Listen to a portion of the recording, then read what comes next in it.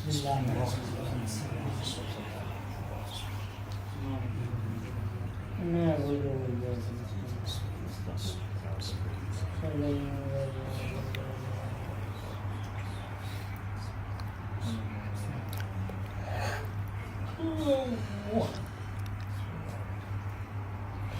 باللہ من الشیطان الرجیم بسم اللہ الرحمن الرحیم الحمد للہ رب العالمین الحمد للہ نحمده وحده والصلاة والسلام علی سید المرسلین وخاتم النبیین ابی القاسم محمد اللہم صلی علی محمد و آل محمد.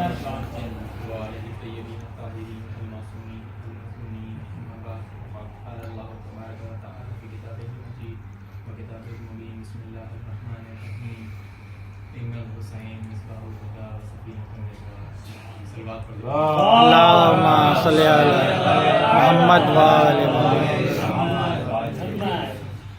ارباب اعضاء، حدیث پیغمبر محمد مصطفیٰ صلی اللہ علیہ وسلم. اللہم صلی علی محمد و آل محمد. بھی ہے کہ ان الحسین مصباح الہدی و سفینۃ النجات. اور پیغمبر تو خیر بہت بعد میں آئے اس دنیا میں ظاہری طور پہ، مگر پیغمبر سے پہلے ملتا ہے کہ یہ جملہ، یہ لفظ عرش پہ بھی لکھے ہوئے ہیں کہ ان الحسین مصباح الہدی و سفینۃ النجات. اب سمجھ میں نہیں آ رہا ہے کہ گفتگو کا آغاز کس جگہ سے کروں. گویا کہ گفتگو کا آغاز وہاں سے کروں کہ جہاں سے رسول نے ان کلمات کو اپنی حدیث کے ذریعے سے ہم تک پہنچایا، یا وہاں سے کروں کہ جہاں سے ملتا ہے کہ یہ لفظ جو ہیں وہ عرش پہ بھی لکھے ہوئے ہیں، یعنی رسول کے ظاہری طور پہ اس دنیا میں آنے سے بھی پہلے. تو بہرحال ملتا یہ ہے کہ جب یہ الفاظ اگر عرش پہ لکھے ہوئے ہیں تو ارباب اعضاء سب سے زیادہ توجہ کی بات یہ ہونی چاہیے کہ جب عرش پہ لکھا ہوا ہے تو بنا کسی لکھنے والے کے تو نہیں لکھا گیا ہوگا. اور جیسا کہ ہر چیز کا بنانے والا ہوتا ہے، ہر چیز کے پیچھے ایک ذات ہوتی ہے، تو ویسے ہی یقیناً اس کے پیچھے بھی کوئی نہ کوئی صفت ہے، کوئی نہ کوئی ایک ایسی ذات ہے جو پوشیدہ ہے کہ جس نے ان کلمات کو وہاں پہ لکھا. مگر سوال یہ بھی پیدا ہوتا ہے ذہنوں میں کہ اگر عرش جیسی جگہ پہ اگر کوئی کلمات کو یہ شرف حاصل ہو کہ وہ عرش کی زینت بنے تو کوئی اور کلمات کیوں نہیں؟ بہت سی قرآن کی آیتیں ہیں، بہت سی حدیثیں گزری ہیں، یہی کیوں؟ آخر ایسی کیا وجہ ہے؟ تو پتہ یہ چلا کہ یہ جاننے کے لیے کہ یہ کلمات عرش پہ کیوں ہیں، کوئی اور کلمات نہیں، یہ جاننے کے لیے ہمیں یہ دیکھنا ہوگا کہ اس کلمات کا مصداق کون قرار پا رہا ہے. اگر اس بات کو ہمیں سمجھنا ہے کہ یہ کیوں ہے تو ہمیں یہ سمجھنا پڑے گا پہلے، کیوں سے پہلے کہ یہ کس کے لیے ہے. اگر کس کے لیے شخصیت پتہ چل جائے گی، اگر شخصیت پتہ چل جائے گی تو ہمیں یہ بھی پتہ چل جائے گا کہ اس شخصیت میں کیا ظرف ہے، کیا کہنا ہے.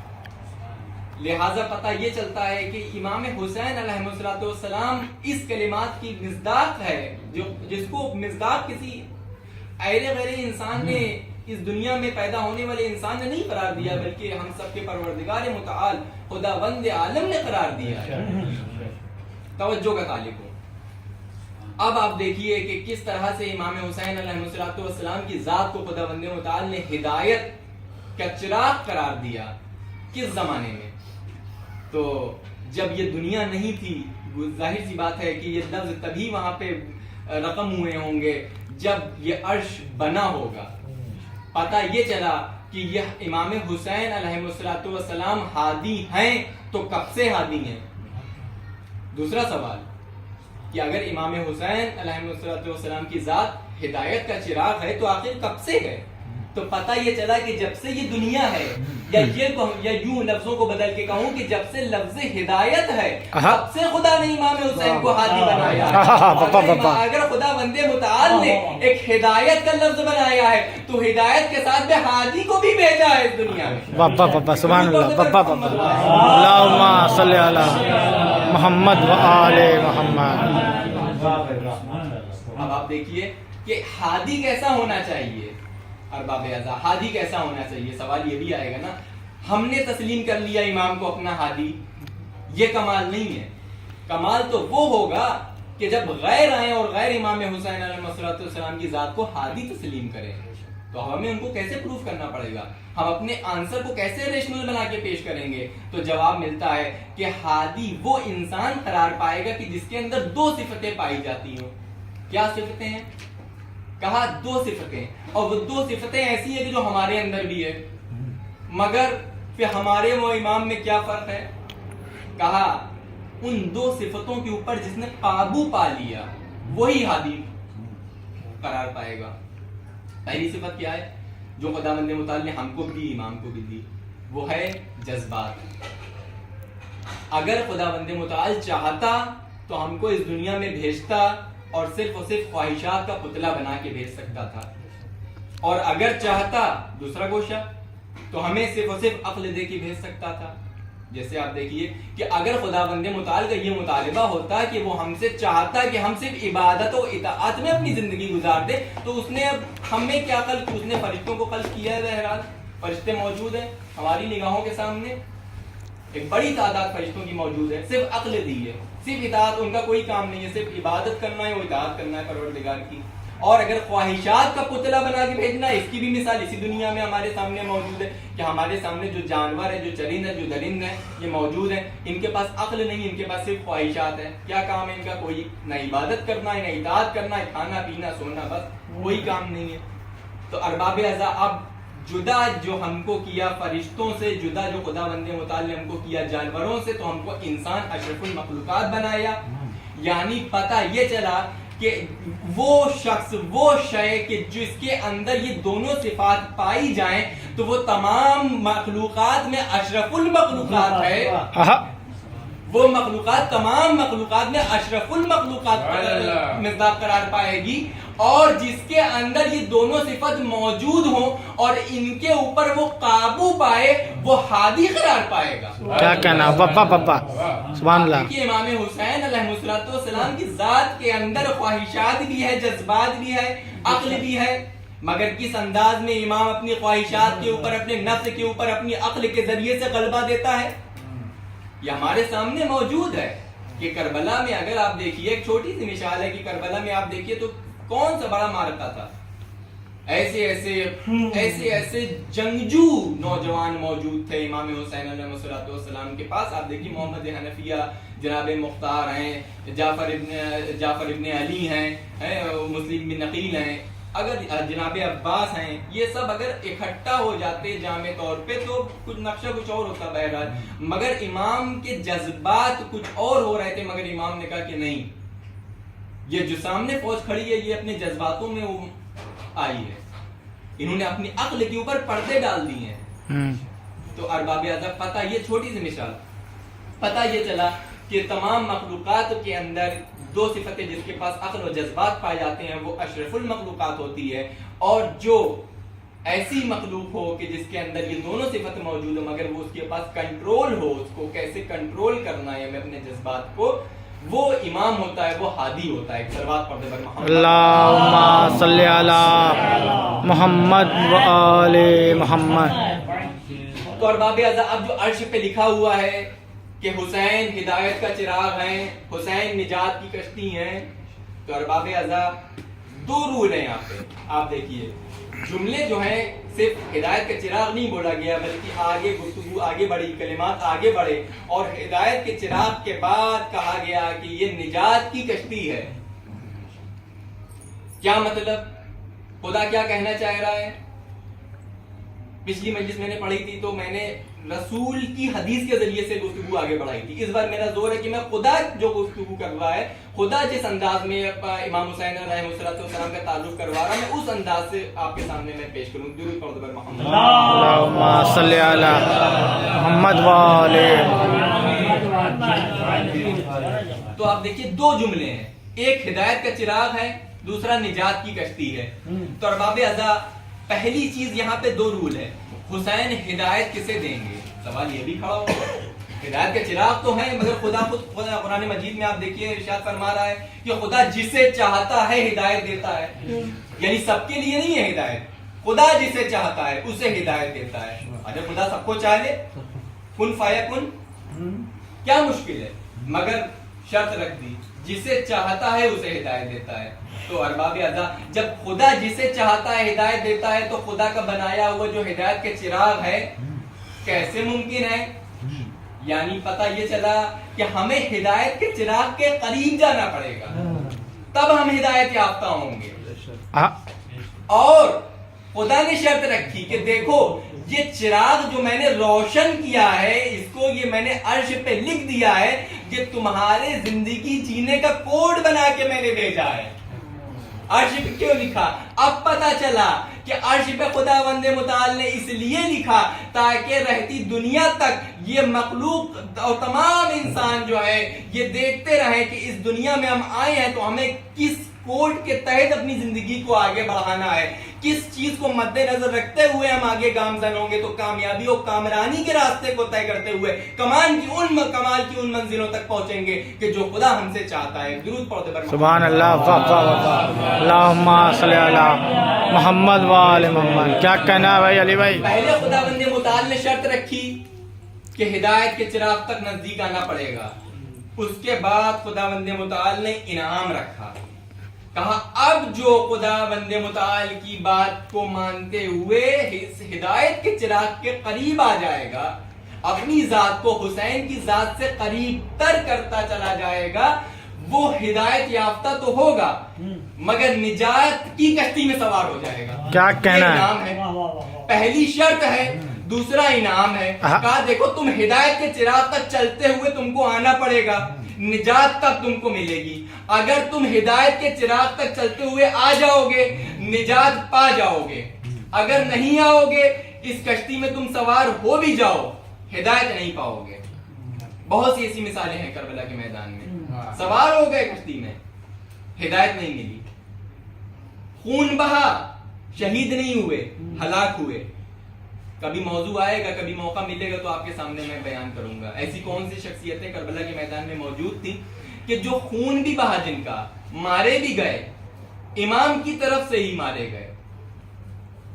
100% نہیں کہہ سکتے کہ امام کی طرف سے مارے گئے, مگر لشکر اشکیہ میں بھی نہیں کھڑے ہوئے تھے مگر خون بہا ان کا. مگر کیونکہ نفس کا پردہ آنکھوں کے اوپر ایسا حائل ہو گیا تھا کہ پہچان نہیں پائے.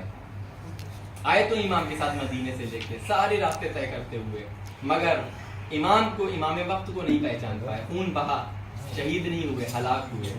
تو پتہ یہ چلا کہ نجات کی کشتی میں سوار ہونے سے پہلے جو شرط ہے ہمیں ہدایت کے چراغ کے قریب آنا پڑے گا. ایک چھوٹی سی مثال میں آپ کے سامنے پیش کیے دیتا ہوں. آپ دیکھیے سمندر میں سمندر ہوتا ہے, سمندر میں لائٹ ہاؤس ہوتا ہے, سمندر میں ایک لائٹ ہاؤس ہوتا ہے. اب یہ جو لائٹ ہاؤس ہے یہ کس لیے بنا ہوتا ہے؟ کہا یہ اندھیرے میں رات کی تاریکی میں جو شپ آتے ہیں ان کو روشنی دکھاتا ہے. کہا اچھا روشنی دکھاتا ہے سمندر میں اندھیرے میں, تو کہا کہ یہ لائٹ ہاؤس ہر شپ تک جاتا ہے؟ کہا نہیں, یہ لائٹ ہاؤس اپنے مقام پہ رہتا ہے, جو بھی شپ اس تک آئے گا یہ اس کو راستہ دکھائے گا آگے کا, جو بھٹک جائے گا طوفان میں اس کو راستہ دکھائے گا. پہلی مثال. اب نجات کی کشتی کیا ہے؟ فرض کر لیجئے کہ کوئی شپ ہے, خدا نہ کرے طوفان میں ٹوٹ گئی, کوئی حادثے کا شکار ہو گئی. اب ارباب ازا کیا ہوتا ہے, پہلا جو رسپانس ہوتا ہے, کوئی شپ کبھی خبر ملتی ہے کہ یہ شپ صاحب جو ہے فلاں طوفان میں پھنس گیا, اتنے لوگ زخمی ہو گئے, ڈوب رہی ہے شپ, مارے جانے کے امکانات ہیں, تو لائیو بورڈ بھیجے جاتے ہیں. تو ارباب ازا اب یہ لائیو بورڈ کو آپ ایسے تصور کریے کہ یہ نجات کی کشتیاں ہیں جو وہاں تک آ رہی ہیں کہ جو اس ٹائم خطرے میں ہیں، یہ وہاں تک آ رہی ہیں.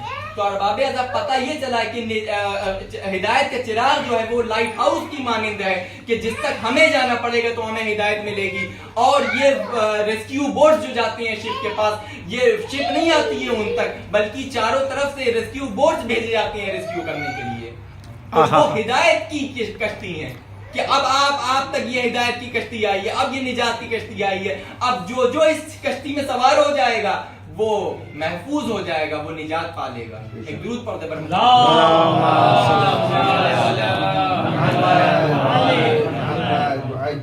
بس ارباب ازا ایک چھوٹی سی مثال میں پیش کیے دیتا ہوں اور گفتگو کو میں تمام کر دوں گا. آپ دیکھیے کہ میں نے کہا، جیسا فرمایا کہ یہ جو عرش پہ لکھا ہوا ہے ان الحسین مصباح الہدی و سفینۃ النجات، یہ کوڈ ہے انسان کی زندگی کو آگے کیسے ہمیں گزارنا ہے، کیسے ہمیں لوگوں سے ملنا ہے، کیسے ہمیں لوگوں سے سماجی ہماری کیا زندگی ہونی چاہیے، سیاسی ہماری زندگی کیا ہونا چاہیے، ازدواجی زندگی کیا ہونی. تمام کویشچنز کے آنسر یہاں پہ موجود ہیں، آل ان ون. یہ ایک چھوٹا سا فارمولا خدا نے بتا دیا. اب یہ بھی ہے کہ ہم امتحان میں ہیں، ظاہر سی بات ہے، خدا نے لکھ تو دیا، اب خدا نے ہم کو زندگی میں آزما رہا ہے، ہمارے امتحانات لے رہا ہے. اب امتحانات آپ دیکھیے، اچھا ہمارے یہاں چھوٹے چھوٹے بچے ہوتے ہیں، تب سے ہم لوگوں کو بتایا جاتا ہے کہ جب ہم مر جائیں گے اور اس کے مرنے کے بعد جب ہم قبر میں جائیں گے تو قبر میں جانے کے بعد کچھ سوال جواب ہوں گے. جیسے تمہارا خدا کون، فرشتے سوال کریں گے تمہارا خدا کون، تمہارا رسول کون، تمہارا امام کون، تمہارا دین کون، تمہاری کتاب کون. اور جواب بھی بتا دیا جاتا ہے. اچھا کہ فرشتہ کہے گا تمہارا خدا کون، تو کہہ دینا پروردگار. پوچھے گا تمہارا دین کون، دین اسلام. کتاب کون، قرآن مجید. رسول کون، محمد مصطفیٰ صلی اللہ علیہ وسلم. اللہم صلی علی محمد و آل محمد. امام کون، مولا متقیان علی ابن ابی طالب علیہ السلام. صلی علی محمد و آل محمد. تو ارباب ازا بچپن میں یہ چیز بتا تو دی گئی، کوشچن بھی بتا دیے گئے، آنسر بھی بتا دیے گئے اور رٹ بھی دیا. مگر جب بڑے ہوئے اور بڑے ہونے کے بعد جب اس چیز کے اوپر غور و فکر کیا تو سمجھ میں نہیں آیا یہ کانسیپٹ کیا ہے اس کے پیچھے. اگر ایسا ہے، اگر سوال جواب ہوں گے اور یقینی ہوگا، سوال بھی ہوگا جواب بھی دینا ہوگا، تو ایسا کیسے ہو سکتا ہے ممکن کہ کوئی سوال ہے تو امتحان ہے، اور امتحان ہے تو امتحان میں سوال پتہ ہونا چاہیے، جواب نہیں پتہ ہونا چاہیے. مطلب عام زبان میں اگر کہا جائے تو یہ قبر کا پیپر ہے جو آؤٹ ہو گیا، ابھی سے آؤٹ ہو گیا. یہ اہم پیپر ہے قبر کا اور یہ پیپر آؤٹ ہو گیا. اب ہمارے پاس امتحان سے پہلے آنسر بھی پہنچ گیا کہ دیکھیے یہ گنے چنے کوشچن ہیں، یہی آئیں گے صاحب، اور یہ اس کا آنسر ہے.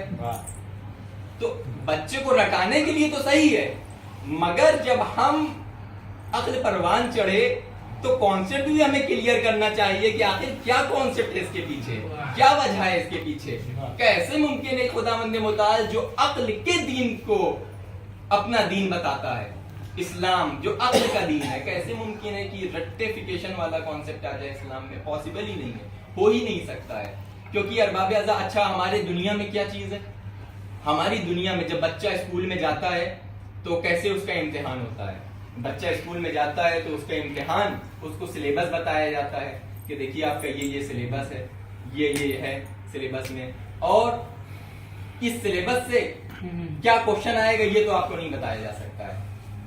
آنسر آپ کے پاس موجود ہے، جو بھی اس کے کوشچن ہوں گے وہ آنسر آپ کو اسی سلیبس سے ملیں گے. آپ کو پڑھنا ہے، پڑھنے کے بعد آپ پیپر ایگزام ہال میں جائیں گے، وہاں پہ آپ کو حل کرنا ہے.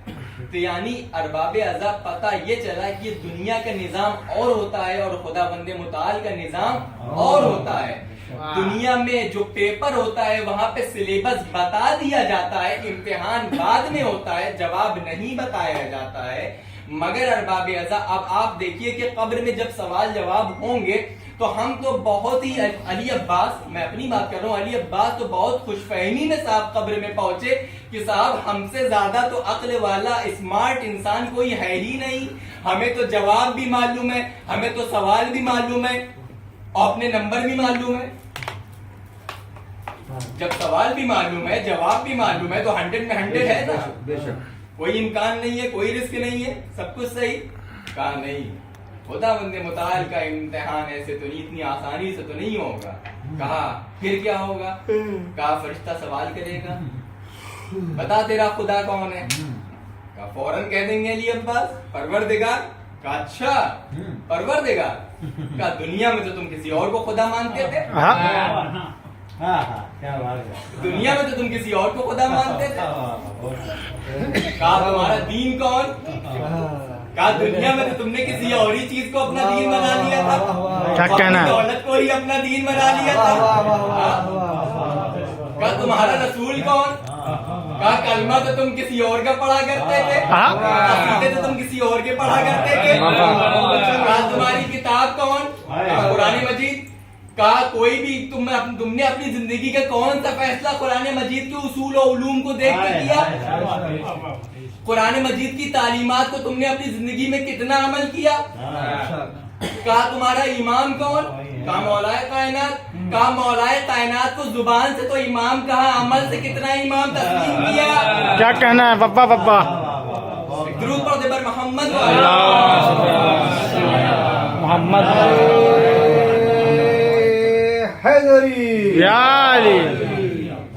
तो आप देखिए अरबाब अज़ा, यानी पता ये चला कि सवाल भी हमारे पास मौजूद है, जवाब भी हमारे पास मौजूद है, मगर ये सवाल जवाब कहाँ होगा? एग्जाम सेंटर कब्र होगा। मगर सिलेबस अरबाब अज़ा, ये हमारी जिंदगी जो है, ये हमारा सिलेबस चल रहा है। सवाल भी बता दिया खुदा करीम है, जवाब भी बता दिया खुदा करीम है।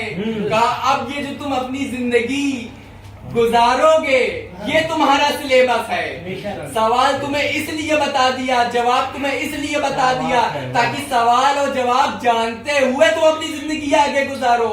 जब तुम अपनी जिंदगी को शुरू करो और खुदा को खुदा मानो, तो सिर्फ जबान से खुदा तस्लीम ना करो, बल्कि अब उसको खुदा इस अंदाज में तस्लीम करो। और बाबेअज़ा कि हमारी कंपनी है और हमारा बॉस है और हम डर के बैठे हुए हैं कि नहीं हमें नौकरी से निकाल देंगे, हम इनके तरफ अदब लिहाज तमीज सारी चीजें अपनी जगह होनी चाहिए। मगर जो दिल में ला इलाहा इल्लल्लाह सबसे पहले खुदा का इकरार नहीं किया अरबाब-ए-अज़ा, ला इलाहा कोई नहीं है। कलमा ये भी हो सकता था ना कि सिर्फ खुदा है, नहीं, खुदा को ये गवारा नहीं है कि मैं हूं। खुदा पहले यह कबूल करवाता है कि कोई नहीं है, फिर मैं हूं। तो अरबाब-ए-अज़ा अब खुदा को खुदा माना तो माना हमने, मगर साथ में किसी और को भी मान लिया तो वो शिर्क हो गया, यानी 10 में से 0 हो गया। पहला सवाल गलत। दूसरे सवाल पे आगे इंसान बढ़ेगा, तुम्हारी किताब कौन? कहा कुरान मजीद। कहा कुरान मजीद में तो लिखा है कि तुम्हें जिंदगी में झूठ नहीं बोलना है, तुम तो तुम्हारी सुबह झूठ से होती तुम्हारी अली अब्बास, तुम्हारी शाम झूठ से होती अली अब्बास।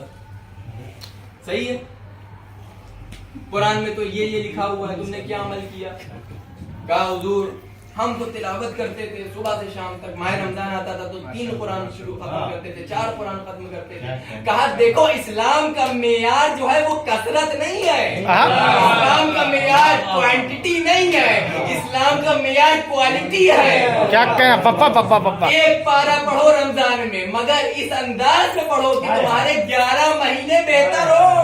सुभान अल्लाह। पप्पा पप्पा इस अंदाज में एक पारा खत्म करो कि वो एक पारा, वो 1 महीना रमजान का तुम्हारे 11 महीनों को बेहतर बनाए। क्या कहना है पप्पा? पप्पा अल्लाह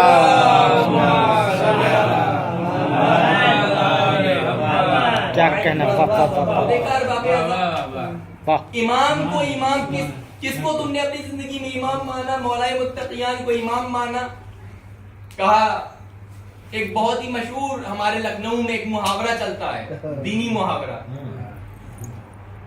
जब बात मौलाइयत की आती है, कहा जब बात जन्नत की आई तो कहा जहां अली वहां हम, और जब बात अमल की आई तो कहा कहां अली कहां हम। किस अंदाज में तुमने अपने इमाम माना है? तुमने علی کو امام صرف جنت کی لالچ میں مانا ہے کہ علی کا محل ہوگا اور بغل میں ہماری جھوپڑی ہوگی. عمل میں کبھی نہیں تسلیم کیا. کہا دیکھو امام کا ماننے والا وہ ہوتا ہے کہ جو علی کو امام اپنا ہادی سمجھ کے مانے. کیا کہنا. ہدایت یافتہ وہ ہوگا چراغ جلتا رہے گا, پرندہ آئے گا, استفادہ نہیں کر سکے گا. ہدایت یافتہ وہ ہوگا جو ہدایت کی روشنی سمجھتے ہوئے اس تک نزدیک آئے. یہی وجہ ہے ارباب اعزاز. آپ دیکھیے, اور اس امتحان سے ارباب اعزاز اچھا کوئی محفوظ نہیں رہا. ہم انسان کیا چیز ہے, شروع سے لے کے اول سے لے کے آخر تک کتنے ایسے انبیاء آئے. آدم کا امتحان ہوا کہ کہا کس کے ذریعے سے, کہا توبہ کے ذریعے سے امتحان ہوا. نوح کا امتحان ہوا, کشتی کے ذریعے سے امتحان ہوا. یونس کا امتحان ہوا, مچھلی کے ذریعے سے امتحان ہوا. یوسف کا امتحان ہوا, جدائی کے ذریعے سے امتحان ہوا, قید کے ذریعے سے امتحان ہوا. ابراہیم کا امتحان ہوا, بیٹے کی قربانی کے ذریعے سے امتحان ہوا. تو ارباب اعزاز ہمیں پتہ یہ چلا کہ تمام رسول جو دنیا میں آئے اور جن کے امتحانات ہوئے, میں نہیں جانتا اتنی لمبی فہرست ہے, سب کے امتحان اللہ نے الگ الگ انداز میں لیے. مگر پتہ یہ چلا, خلاصہ یہ ہوا کہ آدم کی توبہ قبول ہوئی تو حسین کے صدقے میں, یوسف کی قید سے رہائی ہوئی تو امام حسین کے صدقے میں, نوح کی کشتی نجات پائی تو حسین کے صدقے میں. آپ دیکھیے ابراہیم کا خواب خدا کے نزدیک مقبول ہوا حسین کے صدقے میں, اور ہمارا وہ امتحان بھی قبر کا جو پاس ہوگا تو اس میں بھی حسین کا ہی صدقے کی درکار ہے. کیا کہنا, ورنہ ہمارے بس کی بات نہیں ہے. درود پڑھنے پر محمد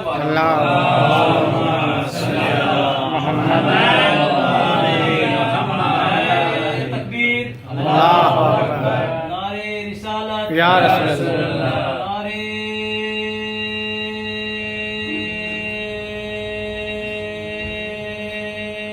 حیدری, یا علی, محمد وآل محمد صلوات. اللہم صلی علی محمد. تو پتہ یہ چلا ہے کہ دنیا کے امتحانات اور ہوا کرتے ہیں اور خدا کے امتحانات اور ہوا کرتے ہیں. دنیا میں دنیا والے جو ہیں سلیبس بھی بتا دیتے ہیں, کوشچن بھی بتا دیتے ہیں, مگر ان کا انداز الگ ہوتا ہے. ان کا انداز ہوتا ہے کہ رٹے والا کانسیپٹ ہوتا ہے کہ رٹافیکیشن ہو جائے انسان کو, اس کی زندگی میں اس سے کوئی فائدہ نہیں حاصل ہو پاتا. آج بھی ہم لوگ سوچتے ہیں کہ ہم لوگوں نے پڑھائی کی, میں مخالفت نہیں کر رہا ہوں, ہر انسان کو اچھی سے اچھی تعلیم ملنی چاہیے. ان کے ماں باپ کو چاہیے کہ اچھی سے اچھی اعلیٰ دنیاوی تعلیم بھی دلائیں, دینی تعلیم بھی دلائیں. ہم سب کو یہ توفیق خدا مگر ارباب اعظم میں سسٹم کی بات کر رہا ہوں, میں ایجوکیشنل سسٹم کی بات کر رہا ہوں کہ دنیاوی ایجوکیشن سسٹم کو اس انداز میں کلیریکل بنا دیا گیا ہے کہ انسان کا کانسیپٹ جیسے گھوڑے کے دو آنکھوں میں لگے ہوتے ہیں, نہ اس کو بائیں دکھائی دیتا ہے نہ دائیں دکھائی دیتا ہے, وہ ہمارا کانسیپٹ ہو جاتا ہے. مگر دین کا جو کانسیپٹ ہوتا ہے یہ جدا ہوتا ہے, یہ گروتھ والا کانسیپٹ ہوتا ہے, یہ پروگریسو کانسیپٹ ہوتا ہے.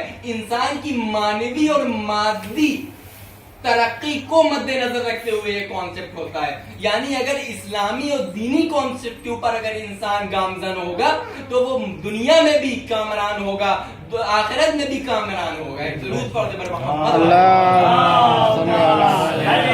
محمد. تو ارباب اعزاز دیکھا, بس میں نے آپ کی زحمتوں کو تمام کیا.